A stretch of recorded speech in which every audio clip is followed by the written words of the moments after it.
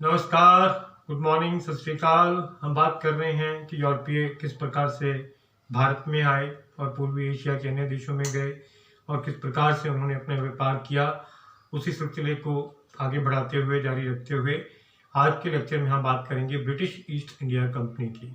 British east India company जो एक छोटे से द्वीप इंग्लैंड में शुरू होती है और इतना लॉन्ग लास्टिंग इम्पैक्ट पड़ता है, इतना दूरगामी प्रभाव पड़ता है इस कंपनी का कि एक कहा जाता था कि ब्रिटिश साम्राज्य के सूर्य कभी भी अस्त नहीं होता। धीरे धीरे बहुत सारे क्षेत्र जो हैं, बहुत सारे देश जो हैं वो ब्रिटिश ईस्ट इंडिया कंपनी के हाथ आए और उसके बाद ब्रिटिश साम्राज्य के हाथ आए।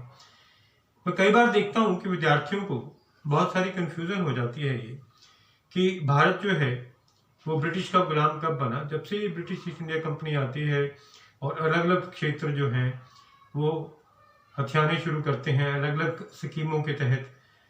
हम देखेंगे आगे जाके जब ये टॉपिक्स जो है हम डिस्कस करेंगे तो वो ये भूल जाते हैं कि वो बेसिकली एक कंपनी अधिकार कर रही थी, ब्रिटिश साम्राज्य नहीं, ब्रिटिश शासन नहीं, ब्रिटिश शासक नहीं।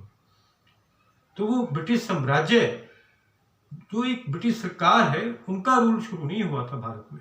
उन्होंने तो केवल टेक्निकली अगर हम देखें तो सिर्फ 90 साल रूल किया भारत में, 1858 से लेके गदर के बाद। वो जो 1857 की क्रांति जिसे हम गदर भी कहते हैं उसके बाद से 1947 तक किया है, 90 साल या 89 years to be precise.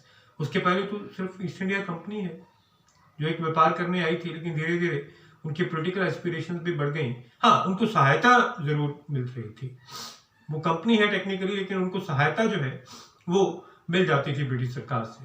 But India was not directly under the rule of British till 1857। तो ये बात जो है ये हमें याद रखनी है, ये ध्यान में रखने योग्य बात है। तो ब्रिटिश ईस्ट इंडिया कंपनी का मकसद भी वही है जो पुर्तगाली कंपनी का और डच कंपनी का था, भारत और पूर्वी एशिया के अन्य देशों में व्यापार करना। इस व्यापार की आज्ञा को लेकर ही इस कंपनी की फॉर्मेशन होती है और कंपनी के जो मालिक हैं वो कहाँ बैठे हुए हैं, इंग्लैंड में बैठे हुए हैं। अब स्कॉटलैंड इंग्लैंड के पास नहीं आया था जब ये कंपनी की फॉर्मेशन होती है। तो इंग्लैंड और वेल्स जो है ग्रेट ब्रिटेन कहलाता था, तब यूनाइटेड किंगडम की अवधारणा भी नहीं बनी थी, वो धारणा अभी नहीं है। तो वहाँ पर ये आज्ञा ली जाती है, प्रोक्लेमेशन ली जाती है क्वीन से और एक कंपनी बना दी जाती है। तो मालिक जो है कंपनी के वहाँ बैठे हुए हैं, बोर्ड ऑफ डायरेक्टर्स बनाए जाते हैं। बोर्ड ऑफ डायरेक्टर्स जिनको हम मैनेजर्स कह सकते हैं एक तरह से, कंपनी के जो मैनेज करेंगे सारा अफेयर, वो भी वहीं पे हैं। वो भी भारत में ही आते थे, ना कभी आए। भारत में जो आते थे वो तो एक तरह से कंपनी के एम्प्लॉइज थे, कारिंदे थे। जो गवर्नर या गवर्नर जनरल बनाए जाते थे, हम कह सकते हैं कि वो कारिंदों का हेड होता था बेसिकली, जिसका काम कंपनी के कार्य को देखना था। लेकिन वो कंपनी के कार्य को देखते देखते पॉलिटिकली इतने एक्टिव हो गए कि वो सोचने लगे कि कंपनी का व्यापार तो चल ही रहा है, चलता ही रहेगा, लेकिन इस सिलसिले में अगर हमें भारतीय क्षेत्र भी मिलते रहें तो हमारा जो पर्पस एक व्यापार का है उसके साथ साथ हमारा उपनिवेशवाद का पर्पस भी जो है वो सॉल्व हो जाएगा। उपनिवेशवाद फैलाना सोचा तो नहीं था, लेकिन वो फैलता गया और अलग अलग गवर्नर और गवर्नर जनरल की नीति से ये फैला। इसे हम डिटेल में आगे चलकर डिस्कस करेंगे। अभी सिर्फ कंपनी की बात करेंगे, अभी सिर्फ हम ब्रिटिश ईस्ट इंडिया कंपनी की बात करेंगे। तो सन 1600 में फॉर्मेशन होती है। तो सबसे पहले जॉन हॉकिंस जो है वो जाते हैं जहांगीर के पास आज्ञा लेने कि हमारे पास एक ऑर्डर है, हमने एक कंपनी बनाई है, कृपया हमें यहाँ पर व्यापार करने की आज्ञा दें, हमें ट्रेडिंग की परमिशन दे दें आप। तो जहांगीर उस टाइम सिर्फ उन्हें मालाबार कोस्ट का जो हिस्सा है थोड़ा सा कहता है, ठीक है आप यहाँ पर ट्रेडिंग कर सकते हैं, यहाँ पर आप व्यापार कर लीजिए। और मेनली ये भी स्पाइसेस का व्यापार जो है शुरू करते हैं। 1613 में थॉमस रो जो है वो जहांगीर के दरबार में जाता है and he was successful in getting permission for trading in whole of Mughal empire. तो थॉमस रो इतना कुशल डिप्लोमैट था, कूटनीतिज्ञ था कि वो जहांगीर से संपूर्ण मुगल साम्राज्य के क्षेत्र में व्यापार करने की आज्ञा ले लेता है, जो कि दूसरी कंपनियों के लिए एक धक्का था। दूसरी कंपनियां जिनका इन्फ्लुएंस यहाँ पर था या जो चाहते थे कि व्यापार पे हमारा ही अधिकार रहे, वो थी पुर्तगाली और डच कंपनी, जिसके बारे में हम बात कर चुके हैं। तो जब ये परमिशन मिल जाती है कि आप संपूर्ण मुगल साम्राज्य में व्यापार कर सकते हैं, जो ब्रिटिश ईस्ट इंडिया कंपनी को कहा गया, तो उन दो कंपनियों को थोड़ा सा धक्का पहुंचा और वो सोचने लग पड़े थे कि ये जो अधिकार मिलने की बात है, ये एक बहुत बड़ी बात है बेसिकली, और ये वाकई में एक टर्निंग पॉइंट था भी, हम इसे एक टर्निंग पॉइंट जो है वो कह सकते हैं। तो अपने व्यापार को बढ़ाया ब्रिटिश ईस्ट इंडिया कंपनी ने, और बेसिकली हमें ये याद रखना है कि इंग्लैंड को एक व्यापारियों का देश कहा जाता है, that England was only interested in trading, in making the money. Missionary reel या किसी देश के कल्चर में, कस्टम्स में टांग अड़ाना, इंटरफेयर करना, वो नहीं था। लेकिन वो होता गया, वो अपने आप होता गया। कई बार हिस्टोरिकल प्रोसेस इस प्रकार से चलते हैं, ऐतिहासिक प्रक्रिया इस प्रकार से चलती है कि इवेंट्स अपने आप होते रहते हैं, और जब इवेंट्स अपने आप होते रहते हैं तब आप उन इवेंट्स में इंटरेस्ट लेना शुरू कर देते हैं। तो जब उन इवेंट्स में इंटरेस्ट लेना शुरू कर देते हैं तब आपका माइंडसेट चेंज होता है, तब आपकी प्रायोरिटीज भी चेंज हो जाती हैं। कुछ ऐसा ही हुआ यहाँ पर। तो मुख्य मंशा सिर्फ व्यापार करना का था, तो एक मिशनरी ज़ील इन्होंने नहीं दिखाई जो पुर्तगालियों ने दिखाई बेसिकली।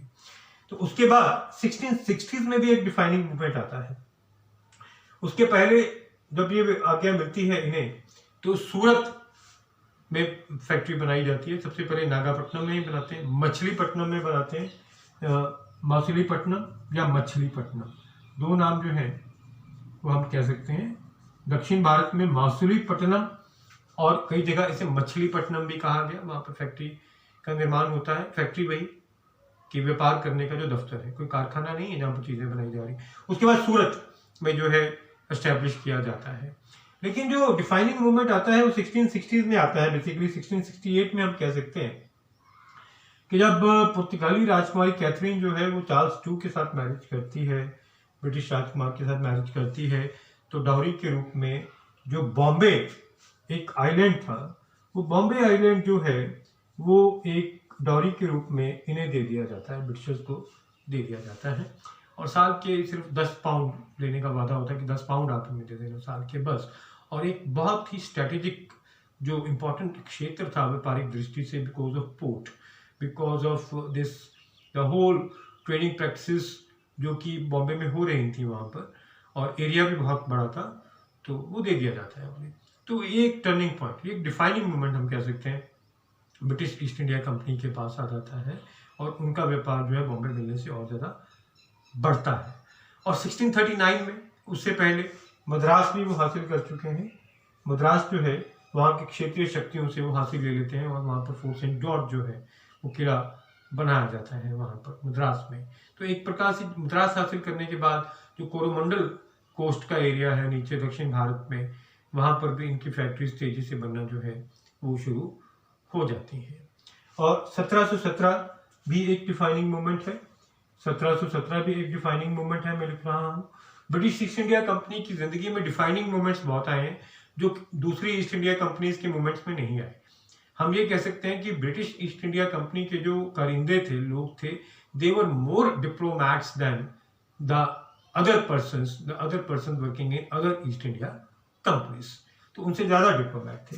1717 में भी डिफाइनिंग मोमेंट आता है। ये हम बात पहले भी कर चुके हैं जब लेटर मुगल्स की बात की थी कि कुछ व्यापारिक सहूलियतें थी, उन्हें दस्तक कहा जाता था। ये जो दस्तक की सहूलियत है ये दे दी जाती है। ये दस्तक है क्या? दस्तक के एवज में एक फ्री व्यापार, फ्री ट्रेड, बिना किसी धन को लिए हुए, बिना किसी चुंगी कर को लिए हुए जो आज्ञा दी थी फारूक सियार ने, उसे दस्तक कहा गया। क्या बंगाल वाले एरिया में जो है, बंगाल बिहार उड़ीसा वाले एरिया में आप व्यापार कीजिए, हम आपसे कुछ नहीं लेंगे। This was the free trade policy. सिर्फ 3000 रुपये सालाना लिए गए, और ये भी एक डिफाइनिंग मोमेंट है। दस्तक का प्रोवाइड करना भी एक डिफाइनिंग मोमेंट हो गया ना। तो डिफाइनिंग मोमेंट्स बहुत आ रहे हैं ब्रिटिश ईस्ट इंडिया कंपनी की लाइफ में। और फिर हम देखते हैं कि ईस्ट में, पूर्वी दिशा में 3 गांव हासिल कर लेते हैं, गोविंदपुर, सुल्तानती और कोलकाता।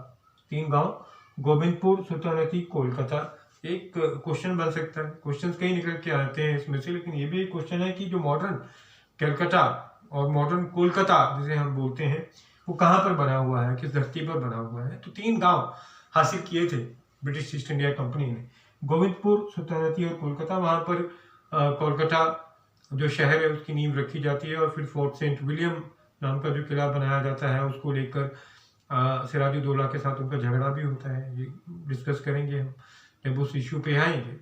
तो ये भी एक डिफाइनिंग मोमेंट था कि बहुत बड़ा शहर, बहुत बड़ा क्षेत्र उनको मिल जाता है अपना दफ्तर खोलने के लिए और उस एरिया में भी उनका इन्फ्लुएंस जो है वो बढ़ जाता है।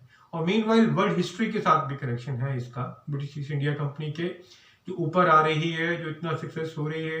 वो हम बात पिछले लेक्चर में भी की थी हमने कि फ्रांस का कब्जा जब हो जाता है हॉलैंड के ऊपर तो सारे अधिकार जो है इंग्लैंड को दे दिए जाते हैं, ब्रिटिश ईस्ट इंडिया कंपनी को दे दिए जाते हैं कि आप भारत में रहें। जो डच है वो अपना इंडोनेशिया वगैरह का जो एरिया है वहां पर अधिकार कर रहे हैं, हमें उधर नहीं जाना, हमें भारत की तरफ नहीं आना। तो ये सभी इवेंट्स जो हैं, तो सभी पॉइंट्स जो थे, सभी घटनाएं थी, ये ब्रिटिश ईस्ट इंडिया कंपनी की लाइफ में टर्निंग पॉइंट्स बन जाते हैं और हालात कुछ ऐसे बदलते हैं कि भारत में पुर्तगाली खत्म, डच खत्म नहीं चाहते थे एरिया, पुर्तगालियों का इन्फ्लुएंस सिर्फ गोवा के आसपास रह गया था। तो 2 कंपनियां बचती हैं, फ्रांसीसी और ब्रिटिश। और बैटल ऑफ वांडी वाश के बाद कर्नाटक वॉर्स जो हुई थी वो डिस्कस करेंगे हम। कर्नाटक वॉर्स के बाद, वांडी वाश के युद्ध के बाद फ्रांसीसियों का वर्चस्व भी यहाँ पर समाप्त हो जाता है और सारा का सारा जो अधिकार है यहाँ पर भारत में ब्रिटिश ईस्ट इंडिया कंपनी के पास रहता है। और बहुत व्यापार किया गया, हमें पता है कि किस प्रकार से भारत का धन जो है वो इंग्लैंड गया, पहुंचा, लूटा गया ईस्ट इंडिया कंपनी द्वारा। और मसालों का, रेशम का, कॉटन का, और यहाँ पर हम कह सकते हैं कि कुछ कीमती पत्थरों का जो व्यापार है वो ब्रिटिश ईस्ट इंडिया कंपनी ने ज़्यादा किया। चाय का, आगे चलकर चाय को भी हम इसमें इंक्लूड करते हैं। थोड़ा सा हिस्सा ओपियम ट्रेड का भी आ जाता है, भारत के साथ साथ चाइना के साथ भी उन्होंने शुरू किया था, वो चीज़ भी है, वो व्यापार भी हुआ यहाँ पर। और साल्ट पीटर का जो है वो व्यापार भी किया, यहाँ से साल्ट पीटर वो लेके जाते थे। साल्ट पीटर पोटाशियम नाइट्रेट, थोड़ी सी केमिस्ट्री भी पढ़ लें हम हिस्ट्री में, तो पोटाशियम नाइट्रेट जो है साल्ट पीटर है। बारूद, ठीक है ना, बारूद जो है बेसिकली गन पाउडर जिससे बनाया जाता था वो भी यहाँ से लेके जाते थे। तो कितनी एक तरह से हम कह सकते हैं कि एक ट्रेजिडी वाली बात है ये बेसिकली कि भारत से ले जाया गया गन पाउडर भारतीयों के ऊपर ही इस्तेमाल होता था, भारतीयों के ऊपर ही प्रयोग उनका होता था। तो इस प्रकार से जो है ये ब्रिटिश ईस्ट इंडिया कंपनी ने कार्य किया।